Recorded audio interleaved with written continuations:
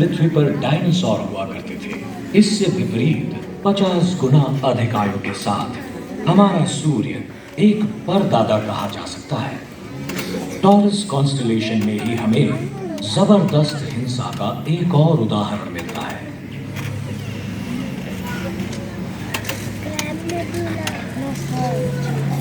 Crab nebula एक गैसीय बादल है, एक विस्फोट हुए तारे के अवशेष। जब 1000 साल पहले इस सुपरनोवा का विस्फोट हुआ, पृथ्वी पर लोगों ने इसे एक बहुत ही चमकीले तारे के रूप में देखा जो केकड़े जैसा दिखता था। ये कई दिनों तक दिखाई देता था, यहाँ तक कि दिन के दौरान भी। अगर उसके आसपास जीवित लोग होते तो अचानक हुए इस विस्फोट ने निश्चित रूप से उन्हें आश्चर्यचकित किया होता। हमें इस तरह के आश्चर्य की फिक्र करने की जरूरत नहीं है। हमारा सूर्य सुपरनोवा बनने के लिए बहुत छोटा है।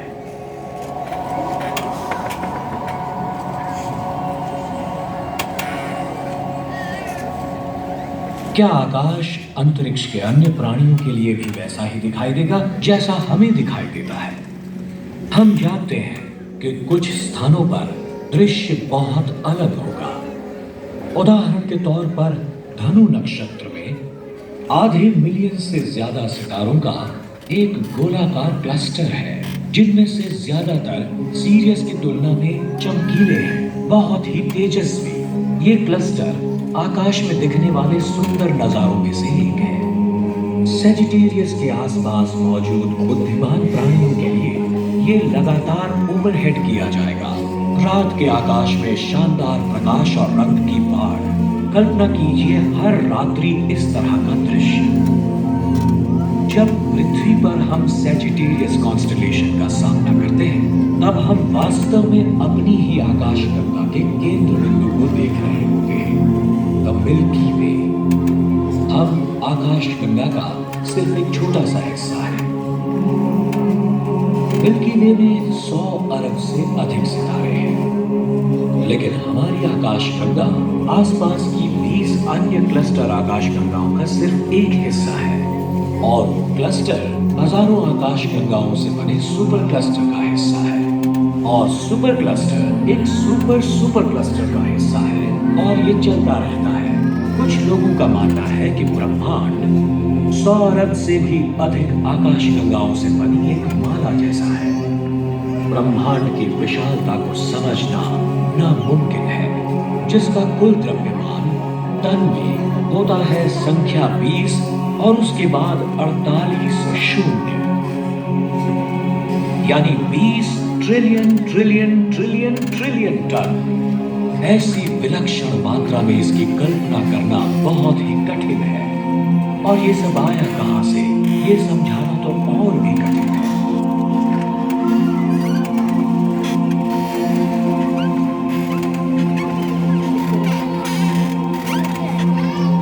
ये जानना बहुत ही मुश्किल है कि यूनिवर्स की शुरुआत कैसे हुई।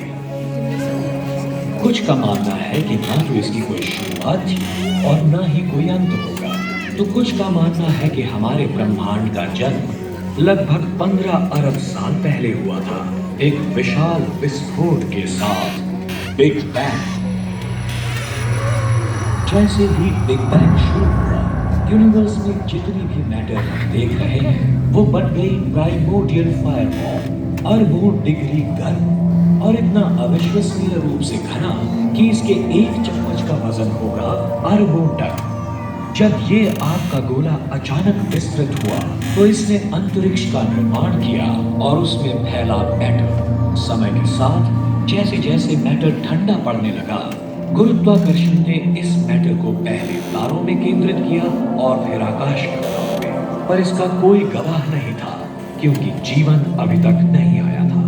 पैदा होने वाले शुरुआती सितारे ज्यादातर हाइड्रोजन और हीलियम से बने थे, लेकिन इन तारों की गर्म कोर ने इन हल्के और प्रचुर तत्वों के परमाणुओं को उन दर्जनों भारी तत्वों में परिवर्तित किया जिन्हें आज हम यूनिवर्स में पाते हैं। जब इन पहली पीढ़ी के सितारों की मृत्यु हुई तो इन सभी तत्वों को इंटरस्टेलर स्पेस में छोड़ दिया गया, जहां इन्होंने स्टार पीढ़ियों का गठन किया और उसके बाद ब्रह्मांड लगातार इन भारी तत्वों से समृद्ध होता चला गया।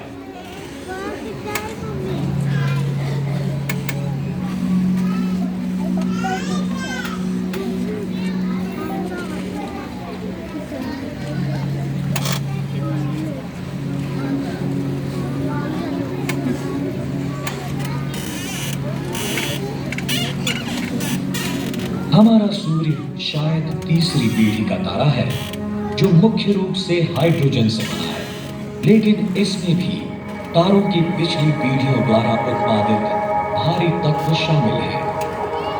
हमारे सौर मंडल में पृथ्वी और अन्य ग्रहों का निर्माण सूर्य के गठन से हुए बाय प्रोडक्ट्स के रूप में हुआ था।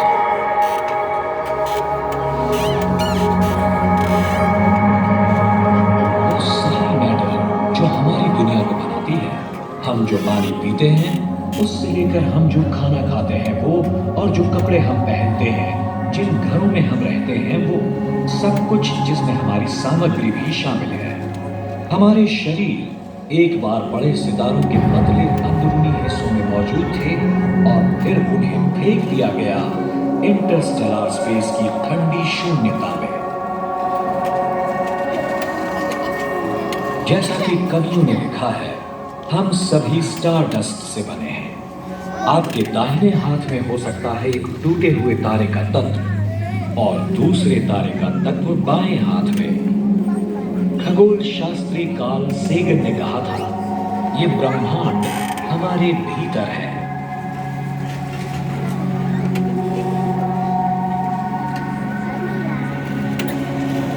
ऐसा प्रतीत होता है कि जब भी कोई तारा बनता है तो ग्रह बनने की संभावना भी होती है। अगर ये सच है तो हमारी मिल्की वे आकाश गंगा में ही सैकड़ों अरब ग्रह हो सकते हैं और पूरे ब्रह्मांड में 100 अरब से अधिक आकाश गंगाओं के साथ खरबों और अरबों ग्रह हो सकते हैं।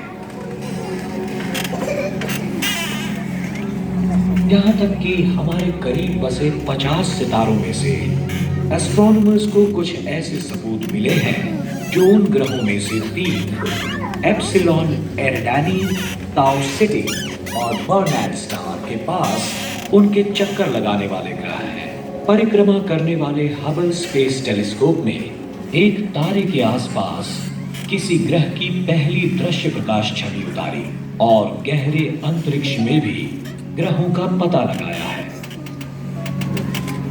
ये देखते हुए कि यूनिवर्स के सभी मामलों की बिग बैंग में एक समान उत्पत्ति है, ये मान लेना उचित है कि यदि जीवन एक औसत आकार के तारे के एक छोटे से ग्रह पर उभरता है, वो भी एक अनजानी आकाशगंगा में, तो ये अन्यत्र भी उत्पन्न हो सकता है। हो सकता है कि पूरा ब्रह्मांड जीवन के साथ खिलवाड़ कर रहा हो। हमारे सूर्य से पहले लाखों तारे बन चुके थे जो कि बुद्धिमान होने की संभावना व्यक्त कर रहे थे।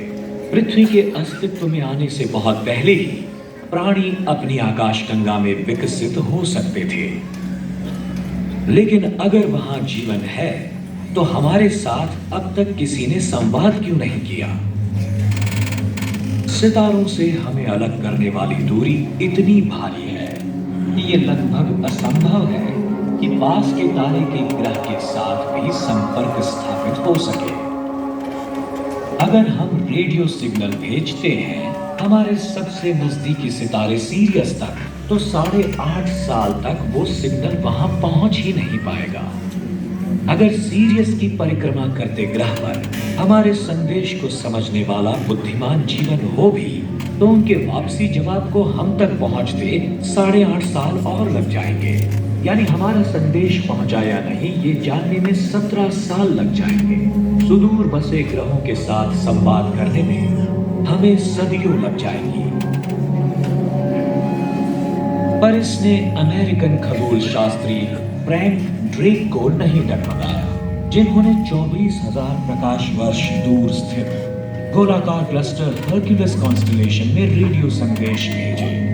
उसे उम्मीद थी कि 5 लाख सितारों में से कम किसी एक का एक ग्रह हो सकता है जिसमें उन्नत प्राणी जीवन हो जो वापसी संदेश भेजने में सक्षम हो।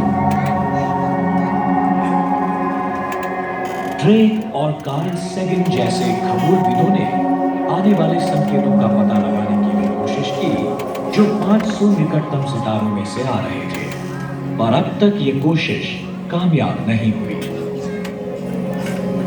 अगर हमें कभी संकेत प्राप्त होते हैं किसी अलौकिक सभ्यता से, तो ये इतिहास की सबसे बड़ी खबर होगी। अब रेडियो सिग्नल एक बात है, लेकिन क्या संभावनाएं हैं कि हम कभी गहरे अंतरिक्ष में जाएं और ऐसी किसी जगह पर अलौकिक प्राणियों से मिलें? आधुनिक तकनीक के साथ एक अंतरिक्ष यान लगभग 50,000 किलोमीटर प्रति घंटे की यात्रा कर सकता है। अगर हम आज अपने सबसे करीबी स्टार अल्फा सेंटोरी के लिए यात्रा आरंभ करें, तो इसमें हमें लगभग 100,000 साल लग सकते हैं।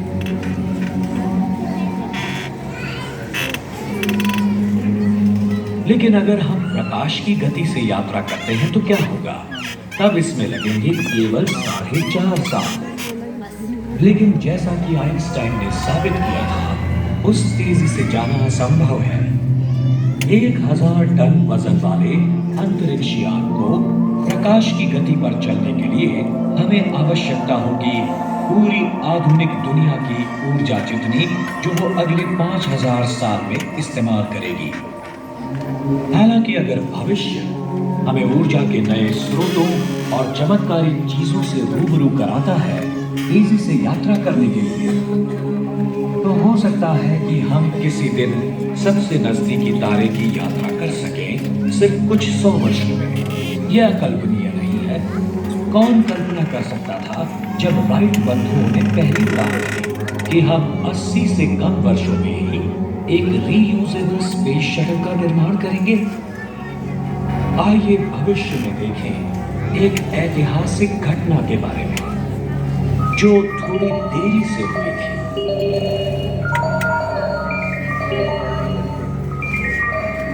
हमारा उपग्रह सौर ऊर्जा स्टेशन आज सुबह एक उल्कापिंड से टकरा गया था। माइक्रोवेव ट्रांसमीटर डैमेज हो गया था, पर हमारा रिपेयर स्टाफ वहां टेक्नीशियंस के साथ पहुंच गया है और उम्मीद है ट्रांसमीटर कुछ ही घंटों में चालू हो जाएगा। ऊर्जा मंत्री इस दुर्घटना के कारण बिजली में हुई कटौती के लिए खेद व्यक्त करते हैं। ऐसी देरी मामूली है और एक जबरदस्त अंतरिक्ष मिशन के लिए तैयारी जारी है। The Indian spaceport 1000 ton की स्टारशिप चंद्रगुप्त को लॉन्च करने वाला है, जिसका नाम एक प्राचीन भारतीय सम्राट के नाम से रखा गया है। इसका लक्ष्य है पृथ्वी से परे एक सभ्यता के साथ पहला सीधा संपर्क बनाना। एक ऐसी यात्रा जो 100 खरब किलोमीटर की दूरी तय करेगी। इसका ऐतिहासिक प्रसारण दुनिया भर में देखा जाएगा।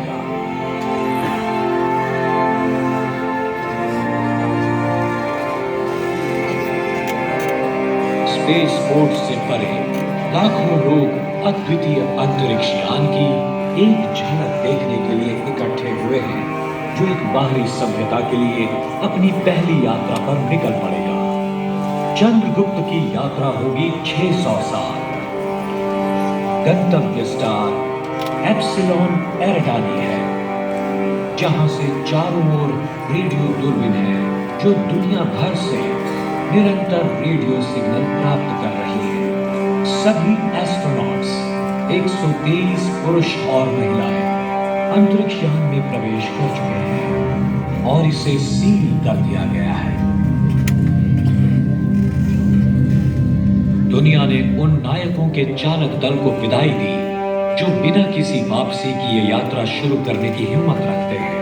वर्तमान एस्ट्रोनॉट्स अपना सारा जीवन अंतरिक्ष यान में बिताएंगे, जैसा कि उनके बच्चे और उनके पोते इत्यादि करेंगे। सदियों की यात्रा और कई पीढ़ियों के बाद ये मिशन आज के दल के दूर के वंशजों द्वारा पूरा किया जाएगा। 10, 9, 8, 7, 6, 5, 4, 3, 2, 1, take off!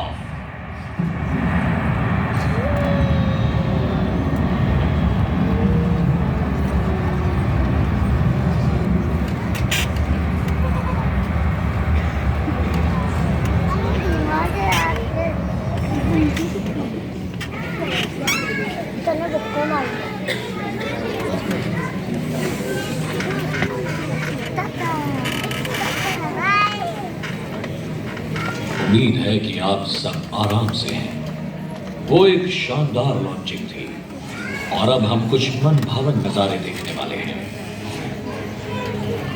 Hyper cruising speed पर हम पहले से ही वीनस पर पहुंच चुके हैं। जुपिटर पार करते ही नाश्ता परोसा जाएगा।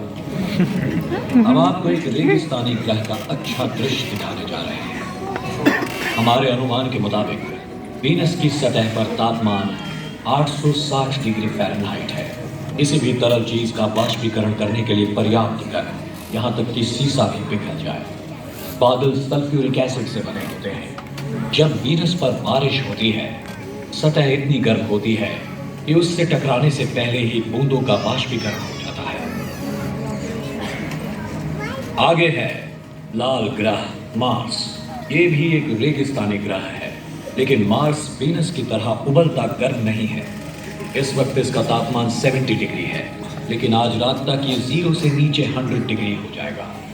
आप एक मार्टियन छुट्टी पर पृथ्वी से आए पर्यटकों से भरा एक लोकप्रिय रिसोर्ट देख सकते हैं। ये शायद बारबेडोस ना हो, लेकिन ये दृश्य अतुल्य है। अब हम जुपिटर के ग्रेविटेशनल फोर्स को महसूस कर रहे हैं, और जैसा कि आप खिड़कियों से देख सकते हैं, ये विशाल ग्रह घने बादलों की परतों के नीचे छिपा हुआ है, जिसमें ज्यादातर अमोनिया और सल्फर है। ये ऑरेंज स्पॉट एक हरिकेन जैसा तूफान है जो कम से कम 300 वर्षों से उग्र है। ये तूफान इतना विशाल है कि 3 पृथ्वी इसके अंदर समा सकती है।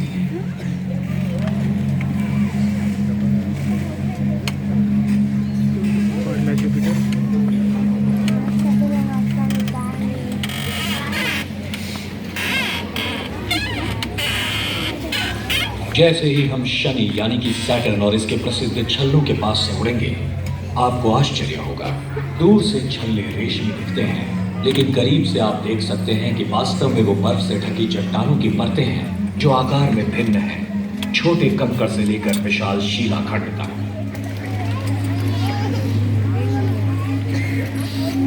आगे है टाइटन, सैटर्न का एक मून जो मर्क्यूरी से भी बड़ा है।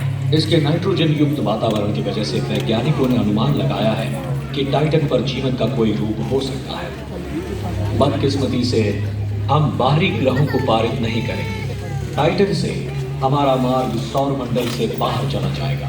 हम इंटरस्टेलर स्पेस में प्रवेश कर रहे हैं। अगर आप पीछे की ओर देखते हैं तो आप देखेंगे दूर जाता हुआ सूर्य, जिसे हम जानते हैं और जिस पर जीवन भर निर्भर रहे हैं, अब किसी भी अन्य स्टार से ये अलग नहीं दिखता।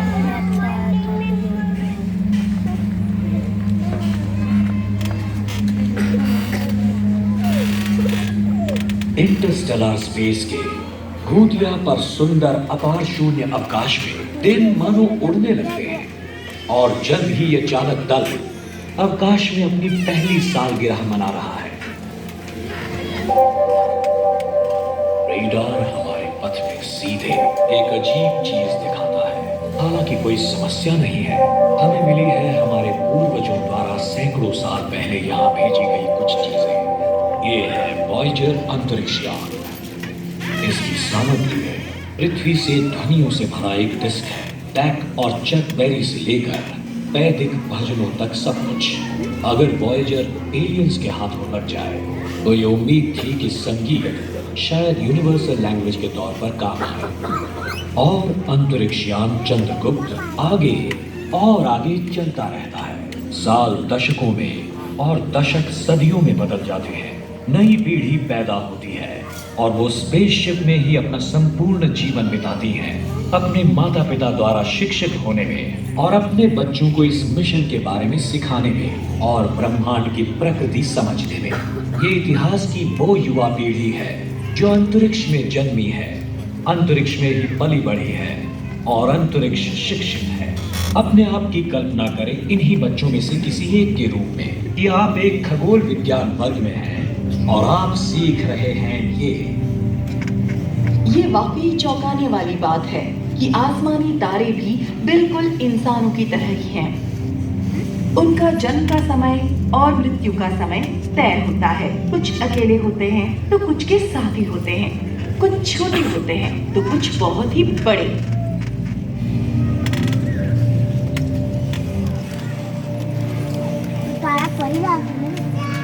और ये बात सिर्फ सितारों के लिए ही नहीं, हमारी आकाश गंगाओं के लिए भी उतनी ही सच है। आकाश गंगाएं सभी आकृति और आकार में होती हैं। वे एक दूसरे से टकराती भी हैं और कभी-कभी एक आकाश गंगा दूसरी आकाश गंगा को निगल भी सकती है। अजीब बात है, हालांकि अंतरिक्ष यान के लोग पृथ्वी से हैं,